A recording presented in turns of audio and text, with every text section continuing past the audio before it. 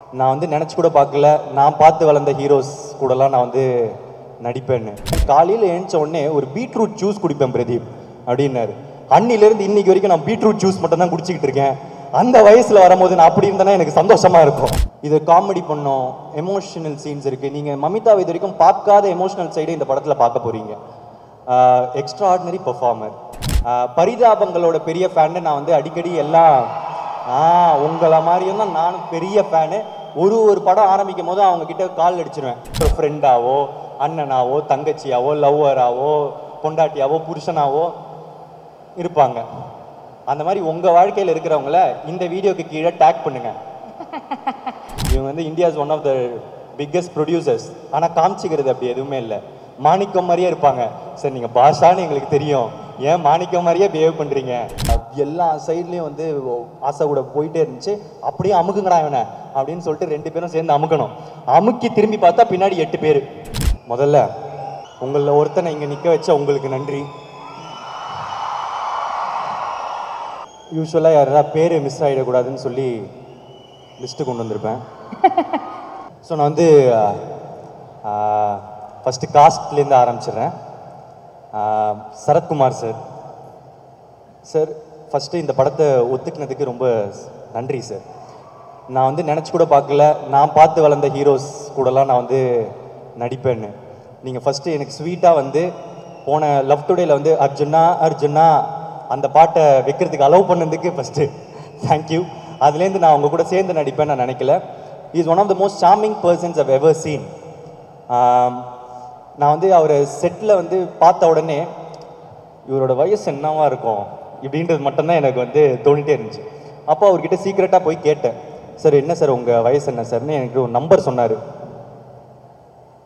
நீங்கள் நம்ப மாட்டீங்க, அப்புறமா வந்து விக்கிபீடியா அதெல்லாம் சர்ச் பண்ணி பாருங்கள். அதுக்கப்புறமா வந்து சார் சாரி சார் போட்டு கொடுக்கல. ஸோ அப்புறம் என்ன சார் சீக்ரெட்டு அப்படின்னு கேட்டேன். காலையில் எழுந்த உடனே ஒரு பீட்ரூட் ஜூஸ் குடிப்பேன் பிரதீப் அப்படின்னாரு. அன்னிலேருந்து இன்னைக்கு வரைக்கும் நான் பீட்ரூட் ஜூஸ் மட்டும் தான் குடிச்சிக்கிட்டு இருக்கேன்.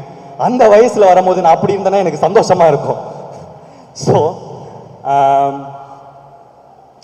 சார் நீங்கள் 170 ஃபில்ம்ஸ் மேலே பண்ணி நிக்கேட் சார் சொன்ன மாதிரி நீங்கள் எல்லாருமே ஈக்குவலாக ட்ரீட் பண்ணி ரொம்ப ஹம்பிளாக இருந்ததுக்கு ரொம்ப தேங்க்யூ சார். அடுத்து மமிதா வந்து நான் வந்து ஒரு ஷார்ட் ஃபிலிமில் பார்த்தேங்க. இந்த லவ் டுடே பண்ணும்போது ஹீரோயின்ஸ் தேடிட்டு இருந்தேன். அப்போ வந்து செம்மையாக எக்ஸ்பிரஷன்லாம் தராங்களே அப்படின்னு சொல்லிட்டு இவங்களை காண்டாக்ட் பண்ணால் அப்போ வந்து மணங்கான் அப்போ அவங்க பண்ணுறதா இருந்தது, ரொம்ப பிஸியாக இருந்தாங்க. என்னென்னமோ ட்ரைலாம் பண்ணேன், மணங்கான் டீம்கிட்ட பேசினேன், என்னென்ன ட்ரை பண்ணேன். ஆனால் அந்த டைம் ஒர்க் பண்ண முடியல. அப்போத்துலேருந்தே எனக்கு ஒர்க் பண்ணோன்னு ரொம்ப ஆசை. அப்போ திடீர்னு கீர்த்தி வந்து எனக்கு சொன்னார், இந்த படத்துக்கு மமிதா பற்றி பேசியிருக்கேன்னு. நாங்கள் ஆக்சுவலாக அவ்வளோ டிஸ்கஸ் பண்ணலை, எனக்கே வந்து சர்ப்ரைஸாக தான் சொன்னார். எனக்கு செம்ம ஹாப்பி, ஏன்னா இவங்களோட ரொம்ப ஒர்க் பண்ணேன்னு வந்தேன். ப்ளஸ் இந்த கேரக்டர் வந்து ரொம்ப ஸ்ட்ராங்கான கேரக்டர். இது காமெடி பண்ணோம், எமோஷனல் சீன்ஸ் இருக்குது. நீங்கள் மமிதாவை இது வரைக்கும் பார்க்காத எமோஷனல் சைடு இந்த படத்தில் பார்க்க போகிறீங்க. Extra ordinary performer. Neha Shetty வந்திருக்காங்களா? இல்லையா? சரி, ஓகே, சேட். பட் ஸ்டில் ஒரு ஹீரோயின் வந்து ஒரு காமெடி பேஸ் இருக்கிற கேரக்டர் வந்து பண்ணுறது வந்து கொஞ்சம் தயங்குவாங்க. ஏன்னா வந்து எங்கன்னா ஸ்டீரியோ டைப் பண்ணிடுவாங்களா அப்படின்னு நினச்சி. அது அவங்க சொல்லி குத்தம் இல்லை, அது கரெக்டான வருத்தம் தான். ஆனால் அந்த மாதிரி கொஞ்சம் காமெடி டிஞ்ச் இருக்கிற கேரக்டரை ரொம்ப மாசாக அக்செப்ட் பண்ணாங்க. அண்ட் அவங்க இன்னும் தமிழில் வந்து இன்னும் நிறைய படம் பண்ணணும்னு ஆசைப்படுறேன். அண்ட் அடுத்தது சத்யா, அவரோட டேட்டே கிடைக்கல, தெலுங்கு ஆக்டர், பண்ணதுக்கு ரொம்ப தேங்க்யூ ஸோ மச்.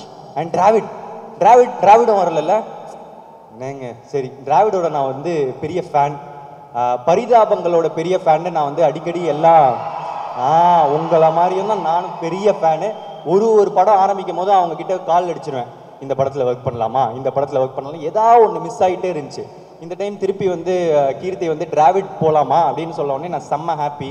ஏன்னா நான் ஒரு டைமும் அவர் இந்த லேடிஸ் கெட்டப்பு இதெல்லாம் போடும் போது நான் ரொம்ப ரசித்து பார்ப்பேன். எனக்கு டிராவிடோட ஒர்க் பண்ணது வந்து ஒரு கோ ஆர்டிஸ்டோட ஒரு ஃப்ரெண்டு கிடச்சிட்டான் அப்படின்ற சந்தோஷம் எனக்கு இருக்குது. அண்ட் அடுத்து ஹித்துவும் இங்கே இல்லை. ஹித்து வந்து ஒரு பெரிய அவர் ஆக்சுவலாக வந்து மலையாளத்தில் ஹீரோங்க. இதில் வந்து ஒரு கேரக்டர் பண்ணியிருக்காரு, காமெடியெல்லாம் பிரிக்கிறாரு. நான் எக்ஸ்பெக்டே பண்ணல ஆக்சுவலாக அவர் அவ்வளோ நடிப்பாருன்னு. ஒரு படம் முடியும் போது எப்போவுமே எல்லாம் ஹாப்பி மெமரிஸாக முடியணும் அப்படின்னு ஆசைப்படுவோம். ஆனால் எனக்கு ஹித்துவை பொறுத்த வரைக்கும் மட்டும் கொஞ்சம் சேட் மெமரி தான். ஏன்னா ஒரு ஆக்ஷன் சீன் அப்போ வந்து நான் தெரியாமல் அவரை அடிச்சிட்டேன். டேரக்டருக்கு தெரியுமான்னு தெரியல, ஸோ தெரியாமல் வலிக்கிற மாதிரி அடிச்சிட்டேன். அவருக்கு வலிக்குதுன்னு தெரியாமல் சிரிச்சிட்டேன்.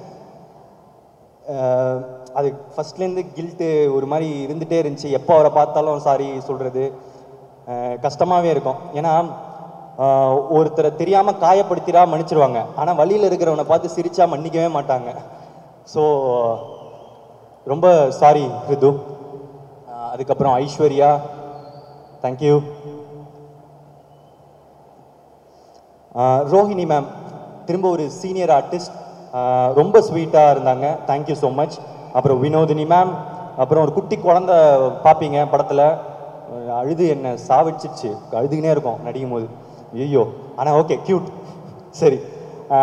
அதுக்கப்புறம் பெசநகர் ரவி, பாட்டி தாத்தாலாம் ஒரு பட்டாளமே இருக்குது. அதுக்கப்புறம் நம்ம உமா கொடுத்த ஒரு நாய், தேங்க்யூ ஸோ மச் என் உமாவை எடுத்துக்கினதுக்கு.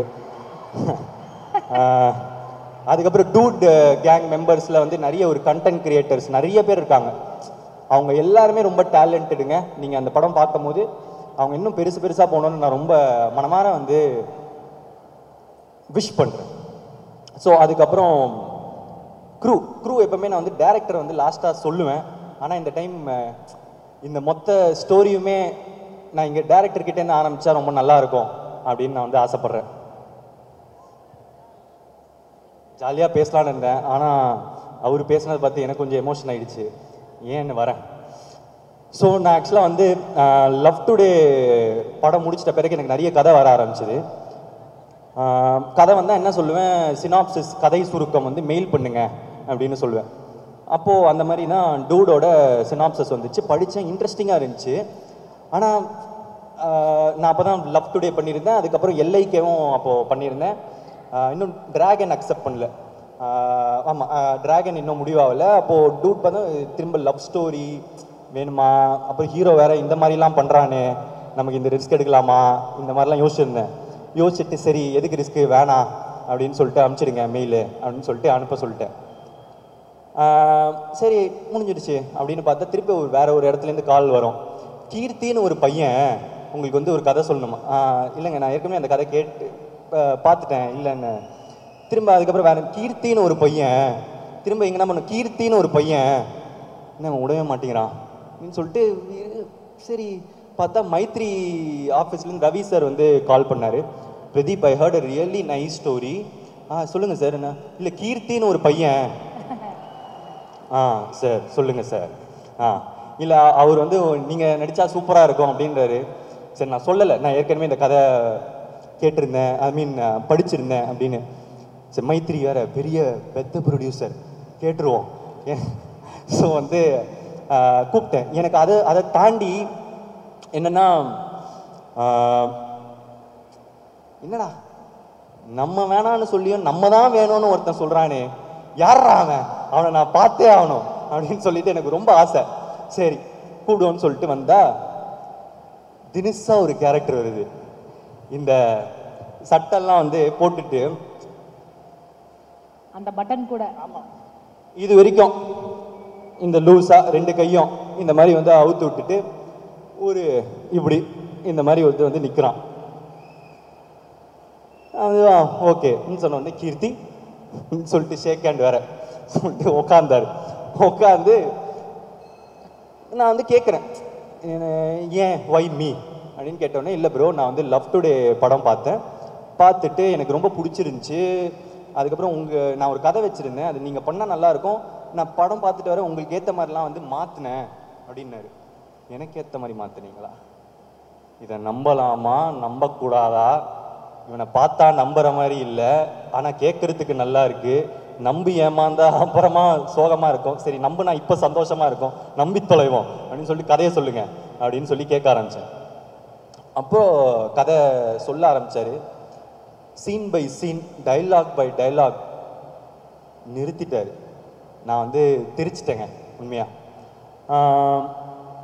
இந்த கதை நரேஷன் முடிச்சிட்ட பிறகு ஆனால் எனக்கு ஒரு சின்ன டவுட், அதே தான்.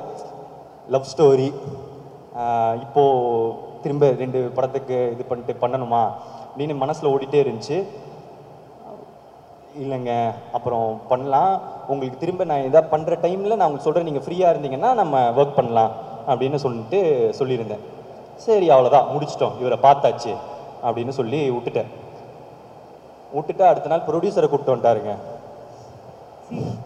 ப்ரொடியூசரை கூப்பிட்டு வந்து திரும்ப வந்து இல்லை நீங்கள் நினைக்கிற மாதிரி இது லவ் ஸ்டோரி மட்டும் இல்லை அப்படின்னு வந்து என்கிட்ட எனக்கு எக்ஸ்பிளைன் பண்ணுறாங்க. எனக்கு அப்போ அவ்வளோவா புரியல, இது வந்து ஃபேமிலி என்டர்டெய்னர் அது இதுன்னு சொல்கிறாங்க. பட் எனக்கு இருந்த குழப்பம் இருந்துக்கிட்டே இருந்துச்சு.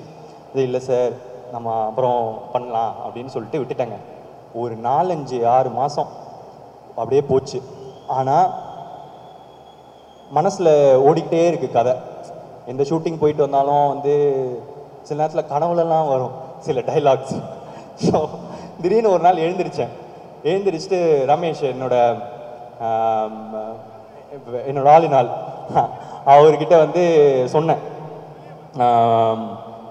அவர் டைரக்டர் என்ன பண்ணுறாருன்னு கேளுங்க அப்படின்னு வந்து கேட்டிருந்தேன். அப்போ சொன்னாங்க, ப்ரோ அவர் வந்து வேற ஒருத்தர்கிட்ட சொல்லி ஓகே பண்ணிட்டாரா, இருந்தாலும் உங்களை மீட் பண்ணோன்னு கேட்குறாரு அப்படின்னு. சரி வர சொல்லுங்க சொல்லிட்டு வந்தார். வந்துட்டு சொன்னாங்க, ப்ரோ இந்த ஒன்று ஓகே பண்ணிட்டேன்னா பட் இன்னும் கொஞ்சம் தள்ளி போகிற மாதிரி இருக்குது, நான் உங்களுக்கு என்னென்னு சொல்கிறேன், நான் பார்த்து உங்களுக்கு சொல்கிறேன் இப்போது அப்படின்னா. ஓகே சார் சொல்லிட்டு போனார். போயிட்டு அதுக்கப்புறம் திருப்பி வந்துட்டு ப்ரோ அது கொஞ்சம் தள்ளி தான் போகுது, நம்ம பண்ணலாம் அப்படின்னு வந்து சொன்னார். ஆனாலும் எனக்கு அந்த சின்ன டவுட் இருந்துச்சு, ப்ரோ இன்னும் ஹீரோ இப்படிலாம் பண்ணுறாரு, இதெல்லாம் ஓகேவா, என்னை வச்சு காமெடி பண்ணிட மாட்டீங்களே அப்படின்னு கேட்டேன். அப்போது கீர்த்தி சொன்னார், ப்ரோ என்னை நம்புங்க அப்படின்னா. எனக்கு கோமாளி டைமில் என்னை பார்த்த மாதிரியே இருந்துச்சு. அந்த அந்த அவரோட எஃபர்ட், அவரோட பர்சிவரன்ஸ், அவரோட ஒரு விஷயத்தை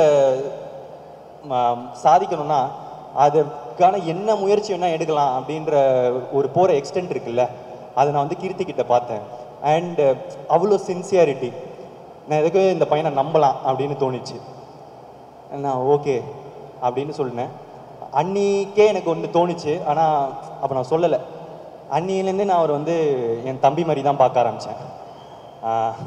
இன்றைக்கி வரைக்கும் நான் வந்து அவரை அப்படி தான் நடத்துகிறனும். என் சைட்லேருந்து பாதி நேரம் நமக்கு இருக்கிற ஃபீலிங்ஸ் மற்றவங்களுக்கு இருக்காமல் கூட போகலாம், அதனால தான். ஸோ ஆனால் நீங்கள் ஸ்டேஜில் பேசும்போது கூட எனக்கு ரொம்ப எமோஷ்னலாக இருந்துச்சு. ஏன்னா நான் உங்கள் தம்பியாக தான் பார்க்குறேன். ஸோ என்னென்னா ஷூட்டிங் ஆரம்பித்த முன்னே என்னோட நம்பிக்கை வந்து தப்பில்லை அப்படின்னு தோணுச்சு. Extraordinary sense, collaborative dialogue sense வந்து நான் கூட அவர்கிட்ட கேட்டேன், நான் டைரக்ட் பண்ணும்போது எனக்கு டைலாக்ஸ்லாம் எழுதி தரீங்களா, என்ன ஸ்வீட்டாக ஓகேன்னெலாம் சொன்னார். ஸோ அந்த லெவலுக்கு டேலண்டடான ஒரு பர்சன். நான் வந்து கொஞ்சம் ப்ரௌடாகவே சொல்லிக்க போகிறேன், நான் வந்து ஒரு பெரிய டைரக்டர் தமிழ் சினிமாவுக்கு வர போகிறாங்க. யா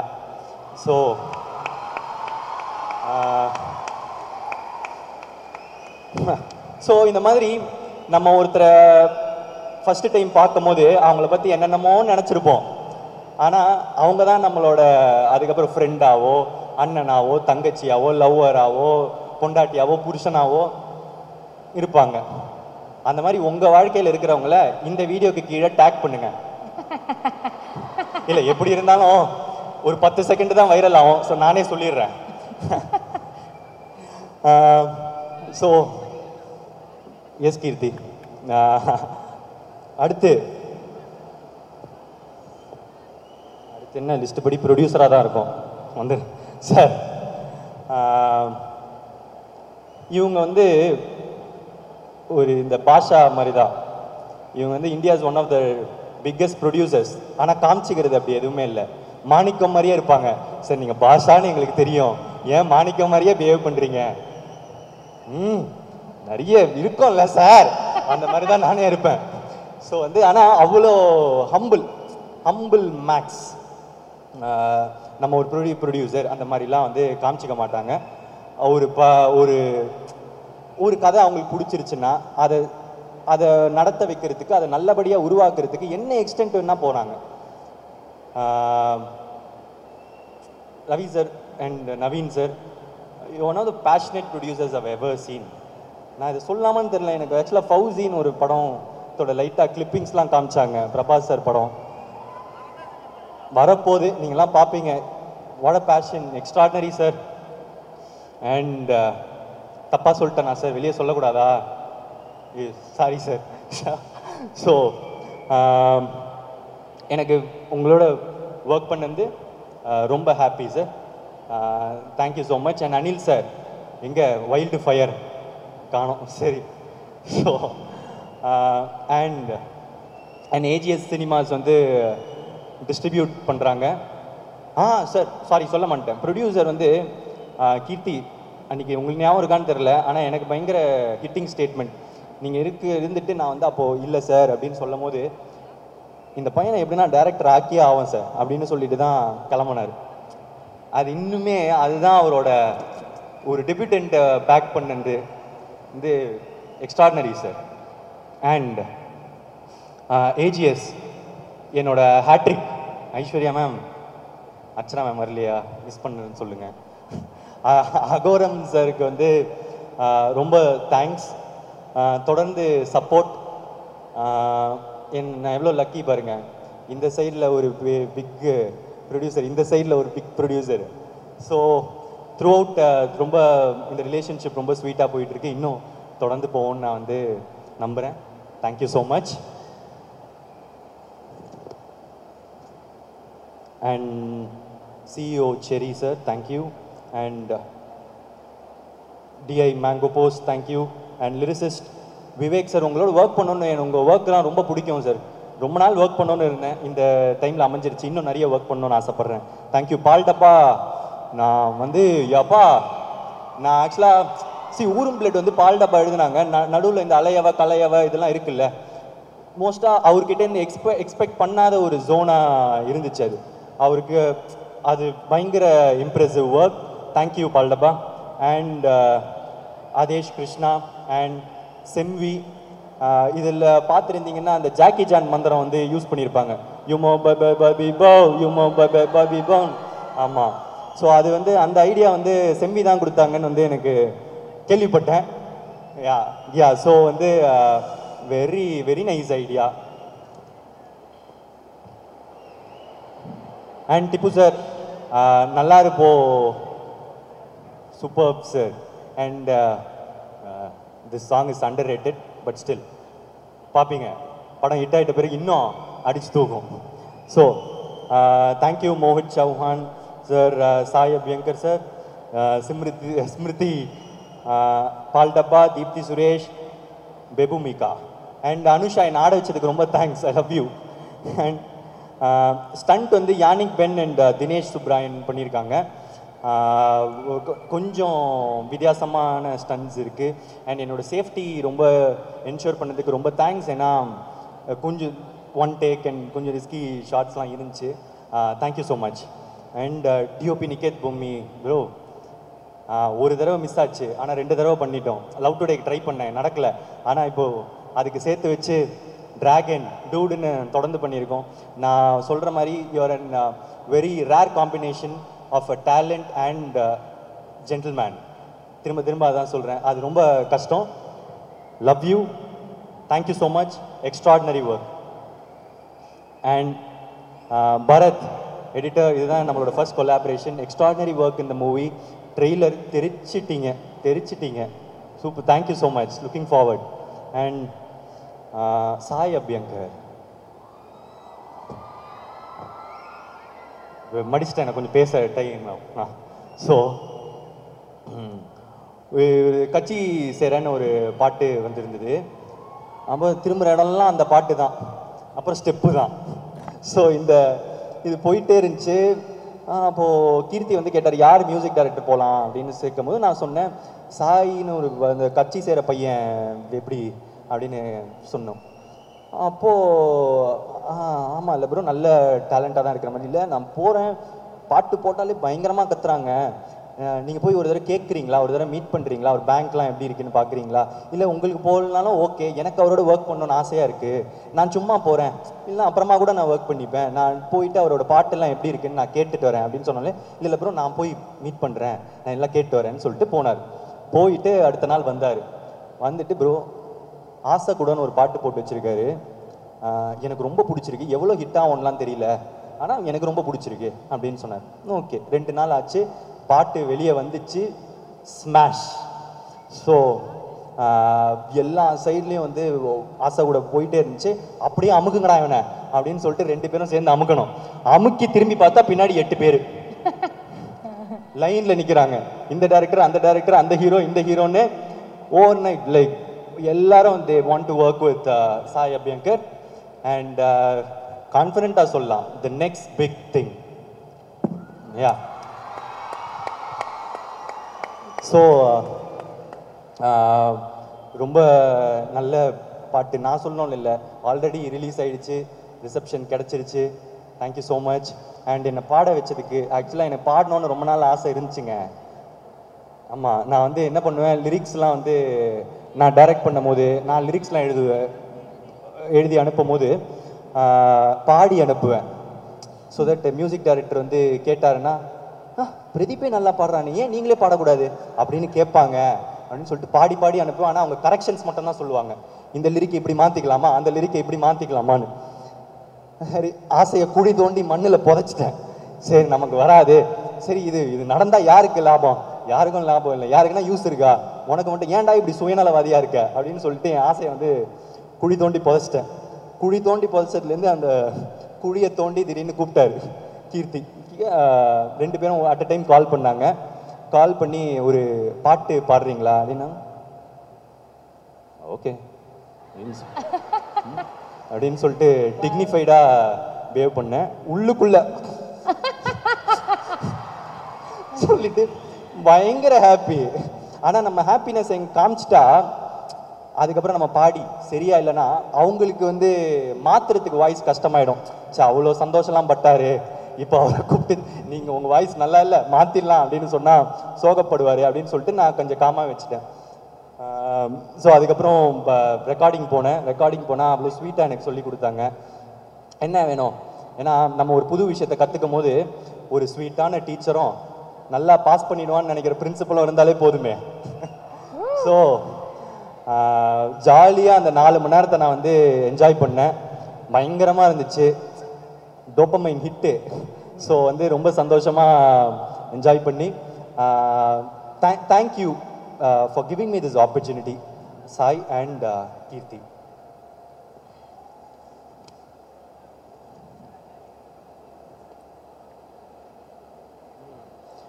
ஆர்ட் டைரக்டர் வந்து PL Subendran, thank you for coordinator everything, பீஸ்ஃபுல்லாக போச்சு. Latha Naidu, the production designer of this film. உங்களோட நிக்கத்தோட காம்போ பயங்கரம். இந்த அவருக்கு விஷுவல்ஸ்க்கு தேவையானது நீங்கள் பண்ணுறதும் அண்ட் டேரக்டருக்கு and it has a quirky touch to everything. எனக்கு அது ரொம்ப ரியலாகவும் இருந்துச்சு, குவர்க்கியாகவும் இருந்துச்சு. அண்ட் தப்பஸ் நாயக், என்னோட ஆஸ்தான சவுண்ட் மிக்சர், இந்த படத்துக்கும் பண்ணியிருக்காரு, thank you so much. Sound engineering Rajesh Kannan. Poster வியாக்கி, ஆக்சுவலாக ஒரு நியூ டேலண்ட் இப்போ புதுசாக வந்துட்டு இருக்காரு, பயங்கரமாக இருக்குது போஸ்டர்ஸ் எல்லாம், extraordinary, long way to go. And costume designer Poornima Ramasamy, அவங்க வந்து டேரக்டரும் அவங்களும் சேர்ந்து டேரக்டர் மாதிரி என்ன ஆக்கிட்டாங்க. சட்டை வெள்ளை எல்லாமே பட்டன்லாம் அவுத்து விட்டு லூஸ் ஆக்கி ஒரு கூலாக இருந்துச்சு, புதுசாக இருந்துச்சு. எனக்கு வித்தியாசமாகவும் இருந்துச்சு, நல்லாவும் இருந்துச்சு. தேங்க்யூ. என்னோட பிஆர்ஓஸ் சுரேஷ் சந்திரா சார், கோமாளிக்கு அப்புறம் இப்போது ஒர்க் பண்ணுறேன். அண்ட் சதீஷ் தொடர்ந்து என் கூட இருக்காரு, தேங்க்யூ ஸோ மச். அதுக்கப்புறம் என்னோட டீம், என்னோட makeup artist Pavithra, thank you. And என்னோட ஹேர் ஸ்டைலிஸ்ட் ஷரண் MS. அப்புறம் என்னோட ரொம்ப ஸ்ட்ராங் பில்லர், என்னோட பர்சனல் அசிஸ்டன்ட் சேகர், அவர் இங்கே இல்லை, தேங்க்யூ ஸோ மச். அண்ட் என்னோட all in all Ramesh, thank you. And stills Dinesh, Think Music Mahesh, Mani, you been a great support to this film. Netflix Abhishek, Sudarshan, thank you so much, means a lot, thank you. Throughout support பண்ணிட்டு இருக்கீங்க, thank you. And satellite partner Z, first collaboration, thank you. And press and media, thank you so much. எப்போவுமே ஒரு படத்துக்கும் உங்களோட support இருந்துகிட்டே இருந்திருக்கு. இந்த படத்துக்கும் பண்ணுவீங்கன்னு எனக்கு தெரியும். Thank you so much. And meme creators, தெரிக்கிறீங்க, தெரிச்சு தள்ளுறீங்க. பார்த்துட்டு தான் இருக்கேன். நாய் மீம்லாம் பார்த்தேன், சூப்பராக இருந்துச்சு. ஸோ வீடியோ எடிட்டர்ஸ், அலையவ கலையவ போட்டு போய்கிட்டே இருக்கு, தெரிக்க விட்றீங்க. Thank you so much. அண்ட் என்னோடய ஃபேமிலி வந்திருக்காங்க, தேங்க்யூ ஸோ மச். அண்ட் அப்புறம் படத்தை பற்றி வந்துடுறேன். ரொம்ப சிம்பிள் தான், சின்னது தான். இது படம் வந்து ஒரு தீபாவளி படம். ஜாலியாக இருக்கும், காமெடி இருக்கும், ஃபைட் இருக்கும், எல்லாம் இருக்கும். ஸோ இந்த படம் வந்து இப்போ நம்ம ட்ரெய்லர் பார்த்துருப்போம். அதை தாண்டி ஆக்சுவலாக ஒரு ஸ்ட்ராங் சோஷியல் மெசேஜ் இருக்குங்க. டைரக்டர் வந்து ஒன்று சொல்ல ட்ரை பண்ணியிருக்காரு. அது ரொம்ப ஸ்ட்ராங்காக இருக்கும்னு நான் நினைக்கிறேன். இந்த டைமுக்கு தேவையான ஒரு விஷயமா இருக்கும். அண்ட் இது ரிலேட்டபிளாக இருக்குமானா ரிலேட்டபிளாக இருக்கும். யாருக்கெல்லாம் அப்படின்னு கேட்டிங்கன்னா, இன்னொருத்தங்களை சந்தோஷப்படுத்தி வச்சு அதுலேருந்து சந்தோஷப்படுற எல்லாருக்குமே இது ரிலேட்டபிளாக இருக்கும் இந்த படம். டூட் வந்து அதுதான், ஒரு கூலான கேரக்டர், மற்றவன் சந்தோஷத்துலேருந்து அவன் சந்தோஷப்படுறவன். ஸோ பாருங்கள், ஃபேமிலியோடு பாருங்கள். தீபாவளிக்கு ரிலீஸ் ஆகுது, ஜாலியாக இருக்கும்னு நினைக்கிறேன், என்ஜாய் பண்ணுவீங்க. அண்ட் லாஸ்ட்டாக என்னோடய fans, thank you so much. Thank you. நீங்கள் இல்லாமல் நான் இல்லைங்க, நீங்கள் இல்லாமல் நான் இல்லை. இப்போது இந்த டைம் தீபாவளிக்கு இந்த படம் வருது. ஒரு தீபாவளியிலையும் நான் போய் ஒரு படம் பார்ப்பேன். எல்லாருமே தமிழ்நாட்டில் அது ஒரு கலாச்சாரம். ஏதாவது தீபாவளிக்கு ஒரு படம் பார்த்தே ஆகணும், பட்டாசு வெடிக்கிறோம், படம் பார்ப்போம். இந்த வருஷம் நீங்கள் உங்களோட நான் இந்த தீபாவளியை கொண்டாடுறேன்னு நினைக்கும் போது எனக்கு சந்தோஷமாக இருக்குது. உங்கள் குடும்பத்தில் ஒருத்தனான மாதிரி எனக்கு ஃபீலிங்காக இருக்குது. பட்டாசு வெடிப்பீங்க, போய் படம் பார்ப்பீங்கன்ற போது ஏதோ உங்களோட சேர்ந்து தீபாவளி கொண்டாடுற மாதிரி இருக்குங்க. Thank you so much. இந்த பெரிய இடத்த எனக்கு கொடுத்ததுக்கு மக்களுக்கு ரொம்ப நன்றிங்க. Thank you so much.